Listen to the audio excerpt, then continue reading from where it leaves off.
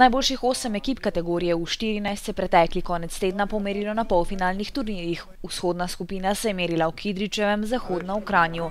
Na Štajerskem so tekmovala moštva nogometnega kluba Aluminij, Maribor, Celje in Muranič 5. Na Gorenjskem pa so se srečali nogometni klub Noga Triglav, Olimpija, Bravo Publikum in Domžale. Vseh 8 polfinalistov je pokazalo veliko želje, odločnosti in znanja. Cilj osmerice je bil prvo mesto, saj je leto vodilo v finale, ki bo odigrano 4. aprila. Končnega zmagovalca čaka svetovno prvenstvo Nike Premier Cup 2012, finalista pa turnir Gothia Cup na Švedskem. V Kidričevem je slavil domači Aluminij, ki si je odločilno prednost priigral že na prvi tekmi proti Mariborčanom. En gol je določil tudi končnega zmagovalca med Aluminijem in Celjem.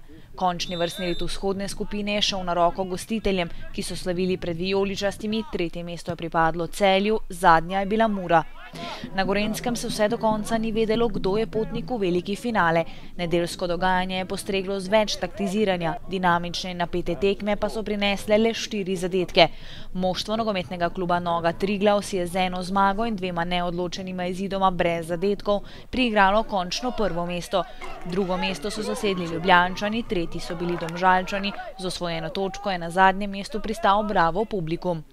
Vseh 12 tekem je spremljalo veliko število gledalcev, predvsem staršev in prijateljev mladih igralcev, pa tudi selektorji in trenerji slovenskih mlajših reprezentanc, ki so bili z videnim zadovoljni. Lahko rečemo, da sta oba turnirja vzorno organizirana, da so ekipe seveda dokaj disciplinirane in po moji oceni je nekako morda malce preveč igre na rezultat sam, seveda kar je pogojeno s tem, da si vsi želijo biti prvi v Nike pokalu v Sloveniji.